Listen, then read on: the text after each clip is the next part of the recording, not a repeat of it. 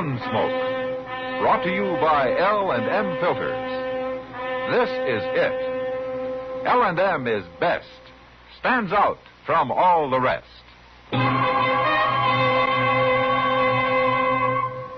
Around Dodge City and in the territory on West, there's just one way to handle the killers and the spoilers, and that's with a U.S. Marshal and the smell of Gunsmoke.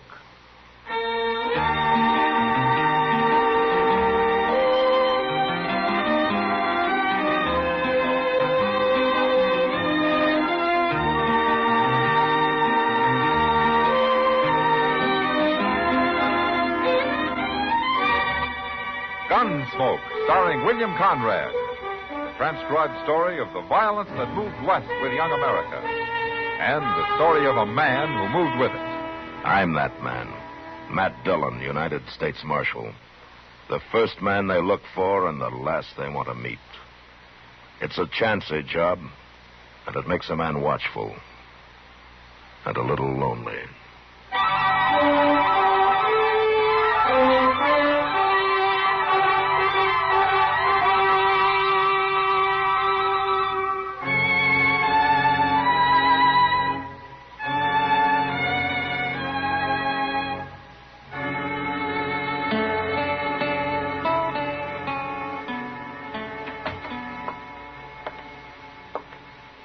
Matt. Oh, Matt. Where are you? Sit down, Doc. I'll be right in. Oh, well, thank you.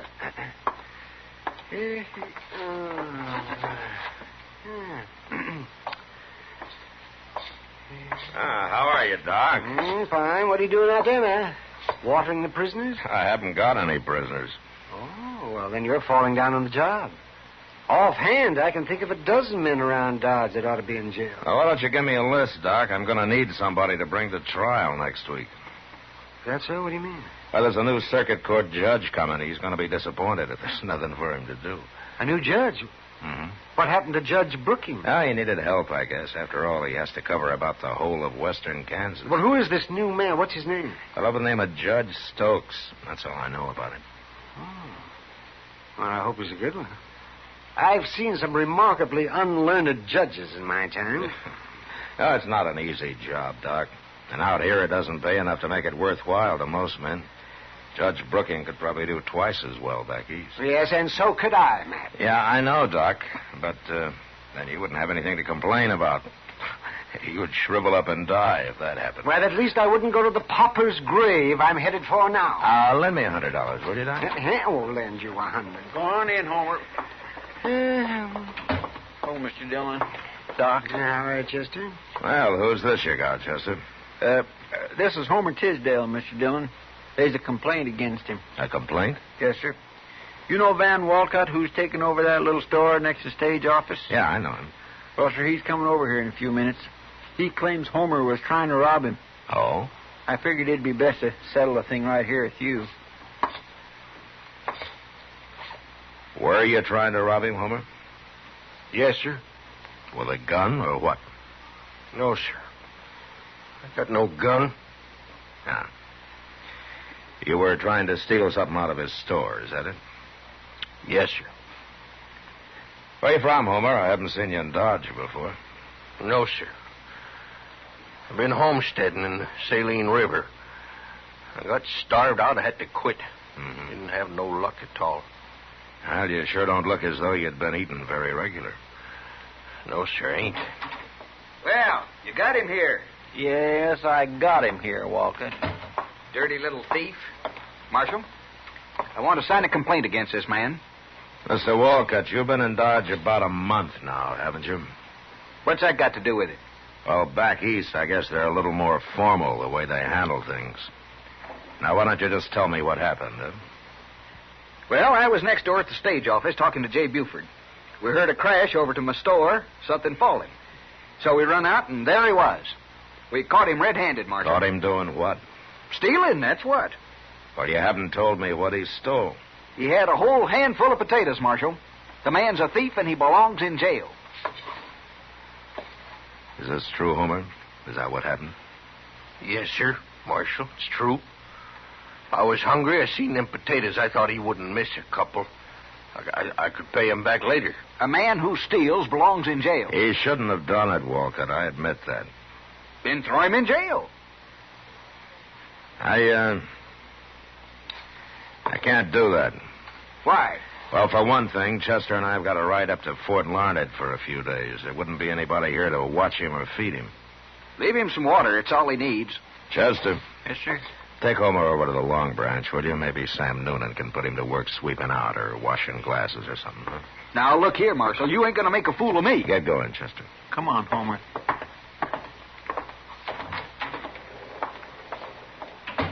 Now, look, Marshal, I'm telling you... Mr. Walcott. Why don't you go back to your store, Maybe somebody's found a few pennies and wants to buy that handful of potatoes.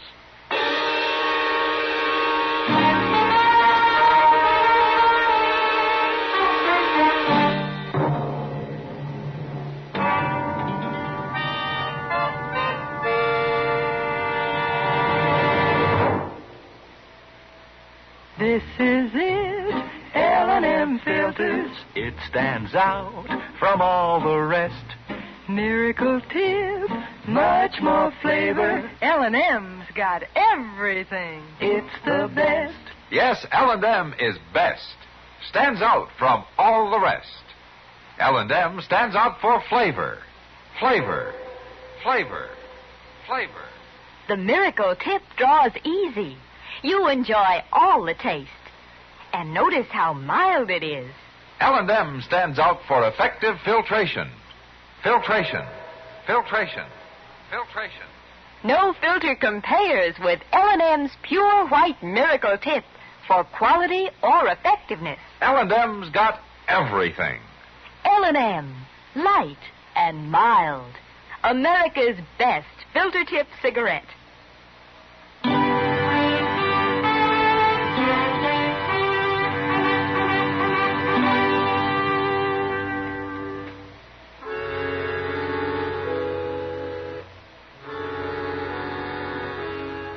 Doc was right. There probably were a dozen men around Dodge that should have been in jail.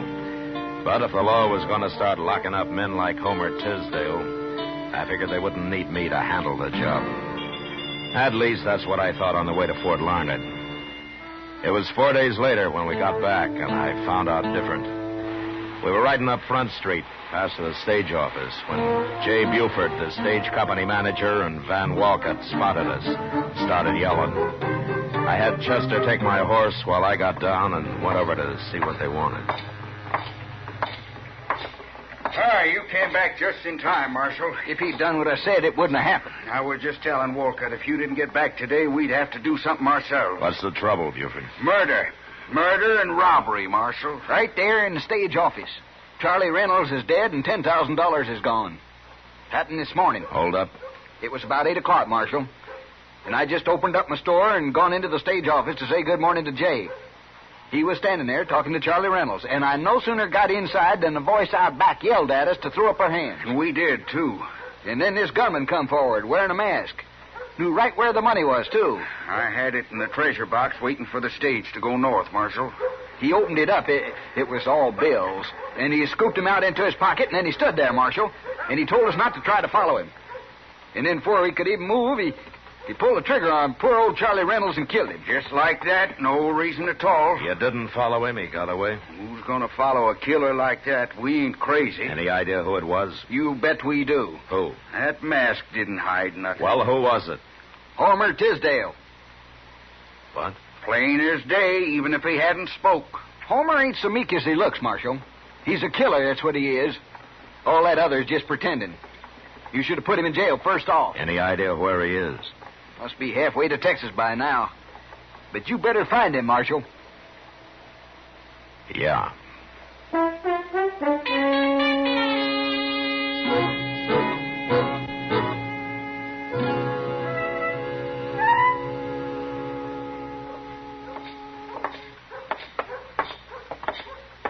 Well, that Homer's a mighty cool one if he's still in Dodge, Mr. Dillon. Well, maybe he hasn't heard about it yet, Chester. You don't think he did it, do you? We'll ask him if he's in here. There he is. sweeping out back of them tables. Oh, hello, Marshal. Chester. Hello, Homer. The feller's looking for a drink. It ain't 10 o'clock yet. Homer, how long have you been here? Well, I come to work around 8:30, Marshal. Why? Where were you before that? Out back. Sam lets me sleep in the shed he's got out there. Homer, can you prove that you were out there at 8 o'clock?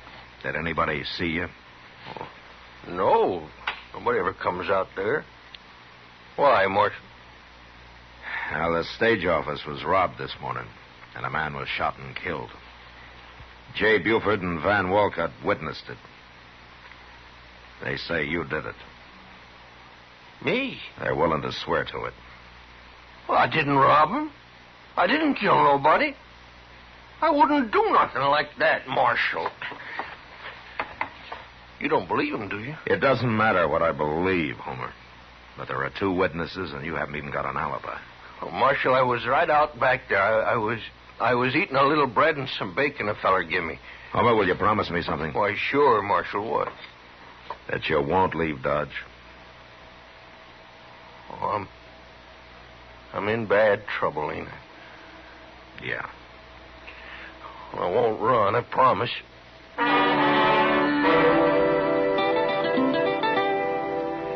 3 days later, Judge Stokes Circuit brought him to Dodge. I went over and talked to him about Homer Tisdale. But it was like talking into a rain barrel, or rather a whiskey barrel. The judge seemed to have more interest in corn liquor than in the law. And all I could get out of him was that a jury would have to decide the case. So the following Monday morning, court was opened in an old dance hall across the railroad tracks. A jury was sworn in, and Judge Stokes took over. First, he put Van Walcott on the stand, then J. Buford. Chester and I sat with Homer and watched.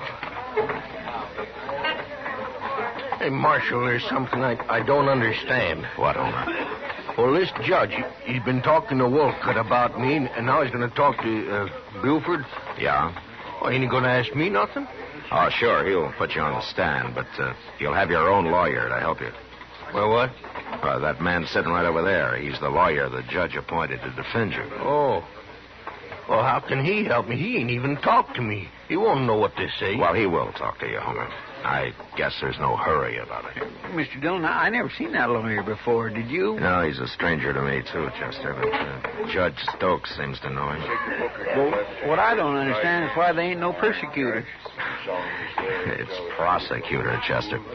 But I asked the judge about that, and he said that there was no need for one. Well, I guess he knows what he's doing. Oh, Buford's sworn in now. Let's listen. Now, Mr. Buford, we've heard the testimony in detail from Mr. Wolcott, so to speed things up a little, I'll just ask you a few questions. Yes, sir. You were at the stage office when the holdup took place, right? That's right, Your Honor. And you saw everything Mr. Wolcott saw, is that right? Yes, sir. Bandit came in, took $10,000 in bills out of the box, and then shot and killed, what's his name? Charlie Reynolds, Your Honor. Charlie Reynolds. All right, Mr. Buford. I want you to tell the gentlemen of the jury who that bandit was. It was Homer Tisdale, Your Honor. Homer Tisdale. How'd you know it was him? Well, he had a mask on, but it didn't really hide nothing. It was him, all right. Besides, it was his voice, plain as day. And you knew him before? Sure. The day we caught him robbing Walcott's store. He's been a thief ever since he come to Dodge. Oh, now look here. Your Honor. You're out of order, Marshal. Your Honor, he's giving the jury a wrong impression of this man. Sit down, Marshal, or I'll hold you in contempt.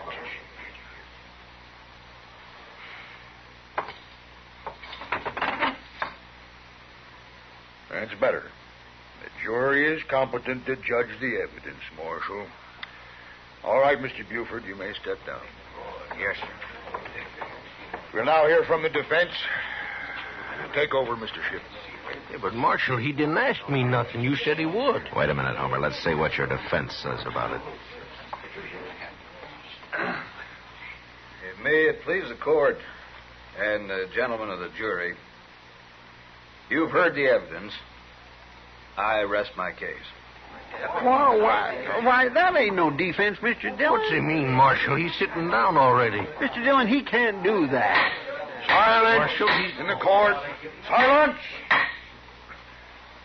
The jury will retire to consider the evidence, and it will return with its verdict in, say, a half hour. And it had better be the right verdict, or I'll hold you all in contempt. Now get to work. I don't understand this, Marshal. I thought a man had a right to say something for himself. Yeah, so did I, Homer. Well, now, that defense feller, he sure didn't help none. Where's Judge going now? Outside for a drink, I expect. You wait here with Chester. Well, you talk to him, will you, Marshal, and tell him I didn't do it. I'll be back.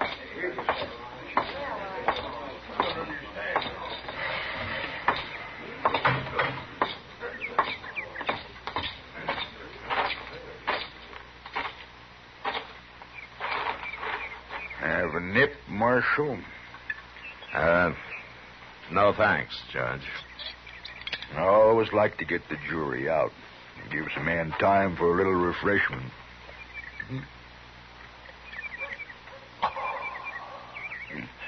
That's good corn you make here. Yeah. You know something, Marshal? I'm a drinking man, but I've never been drunk in my life. Never once. Well, that's fine, Judge.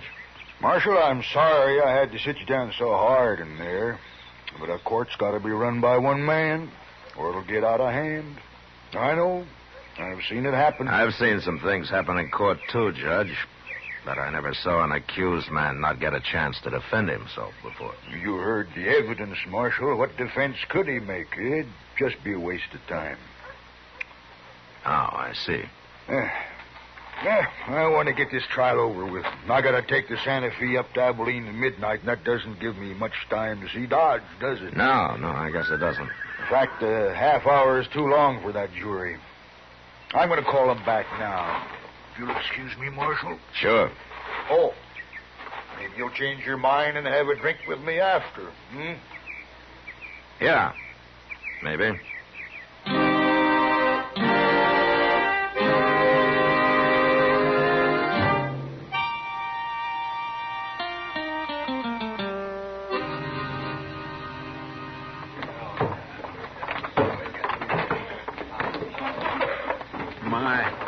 He sure didn't give that jury much time, did he, Mr. Dillon?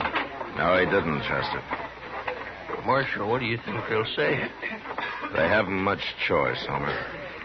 Well, gentlemen, have you reached a verdict? We have, Your Honor. Let's hear it. We find the defendant, Homer Tisdale, guilty. Homer Tisdale, stand up. I ain't guilty. I didn't do nothing. Stand up, Homer. Go on. Well, it ain't fair. Homer Tisdale, you've been found guilty. Where's the money? What did you do with that $10,000? I ain't got it, Judge. I didn't take it. Honest. Silence! Since you won't tell us where you buried that money, I'm going to sentence you. For robbery, you get 20 years in prison. 20 years? But you'll never serve them, Homer Tisdale. You're a double-dyed monster. And your hands are steeped in human blood. Creatures of your like aren't fit to live away with you. For murder, I sentence you to be hanged by the neck until you are dead. Sure, I Court didn't. dismissed. Marshal, did you hear? Marshal, did you hear what he said? Well, I ain't never seen nothing like that, Mr. Dillon. There might just as well have not been no trial at all. Take Homer to jail, Chester, and keep him there. Marshal. It ain't right, Mr. Dillon. It ain't right at all. Do it, Chester. Yes, sir. Where are you going? I'm going to have a drink with Judge Stokes. What? Yeah. We're going to become real good friends.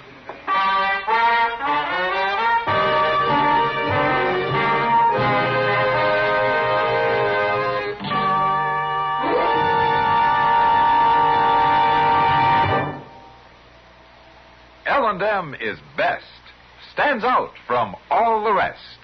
L&M's got everything. Everything? Everything. Best flavor? L&M stands out for flavor.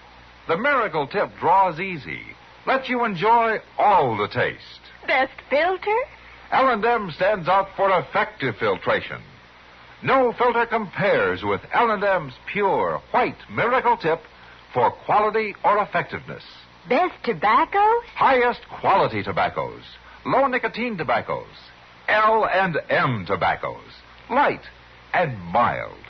Every way, L&M is best, stands out from all the rest. How easy they draw. How mild they are. L&M's got everything. King size or regular, L&M is America's best filter tip cigarette.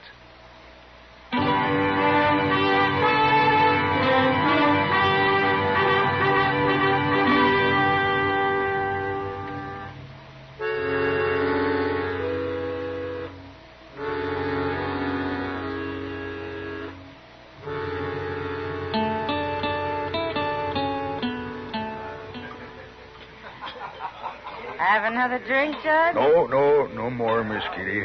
I've got to be going. Go on, pour him one, Kitty. He's got an hour yet before his train leaves. Sure. You'll have another, Judge. But... There.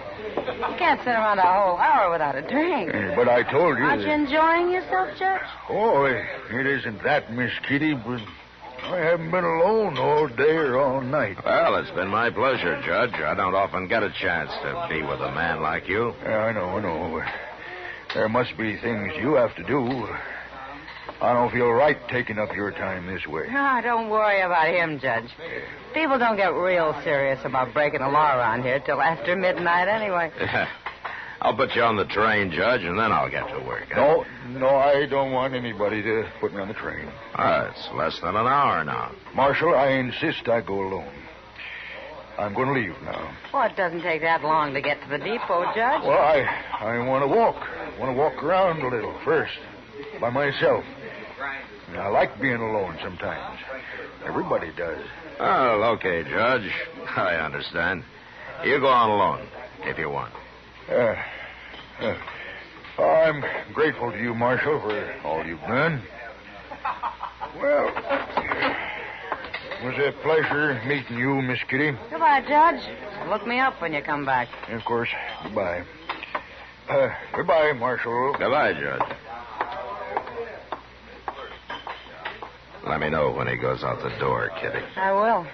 I don't know what this is all about, Matt, but I hope I did what you wanted. Now, you were a real help. It got pretty tiresome till we came in here. There he goes, Matt. You better hurry if you're going to follow him. Yeah, well, I'm going to pick up Chester first. I think I know where the judge is going. I'll see you later, Kitty. Sure, Matt.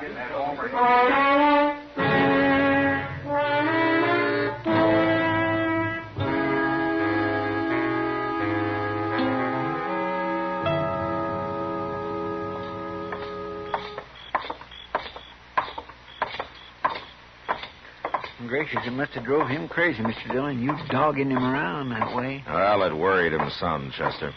That's how I knew I must be right. Here we are. We'd better watch through the side window or they'll see us. Yeah.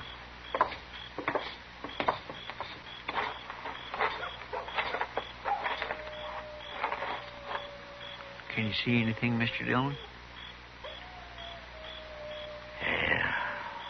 Yeah, they're in back there. And that's Judge Stokes with them. All right. Come on, we'll walk right in the front door.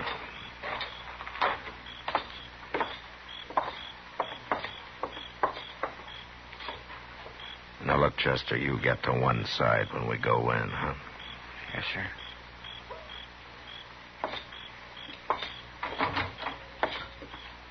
Who's that out front? Hi, Dad. It's Dillon. What's he doing here? Well, I thought you wanted to be alone, Judge. Shoot him. Shoot him, I tell you. He knows. Well, Buford, Walcott, which one of you is going to shoot me, huh? One of you must have a gun somewhere. You shot Charlie Reynolds. No. All right, then get your hands up while we search you. I got a gun, Marshal. Here. I'll give it to you.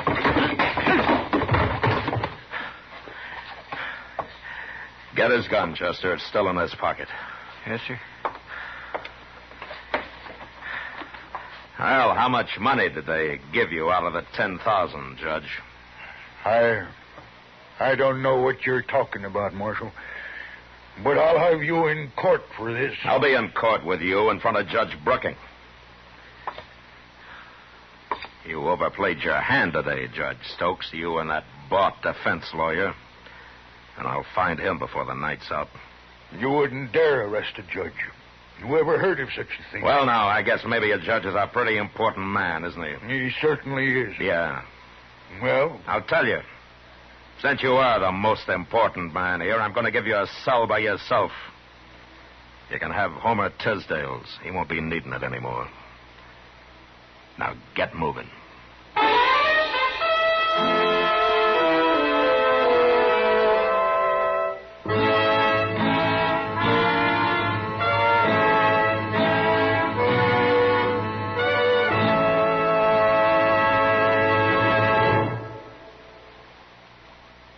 And now our star, William Conrad. Thank you, George. If you're a filter tip smoker, you should be smoking L&M's.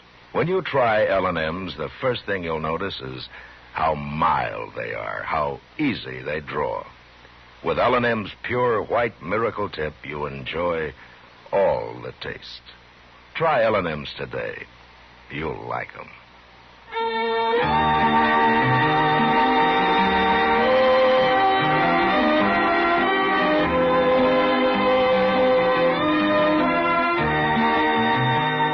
Gunsmoke, produced and directed by Norman Macdonnell, stars William Conrad as Matt Dillon, U.S. Marshal. Our story was specially written for Gunsmoke by John Meston, with music composed and conducted by Rex Torrey.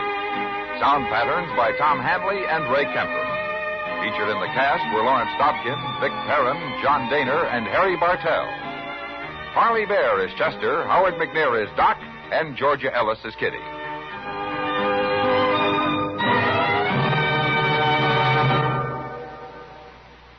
Stop. Start smoking with a smile, with Chesterfield, smiling all the while, with Chesterfield. Put a smile in your smoking, just give 'em a try. Light up a Chesterfield, they satisfy. Put a smile in your smoking. Buy Chesterfield. So smooth, so satisfying. Chesterfield. You'll also enjoy Chesterfield's great radio show. Perry Como sings all the top tunes on CBS Radio every Monday, Wednesday, and Friday. Jack Webb stars in Dragnet on Tuesday nights. Check your local listings.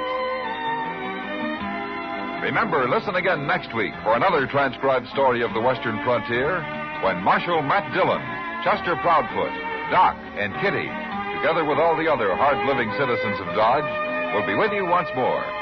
It's America growing west in the 1870s. It's drama. It's Gunsmoke. Brought to you by L&M Filters.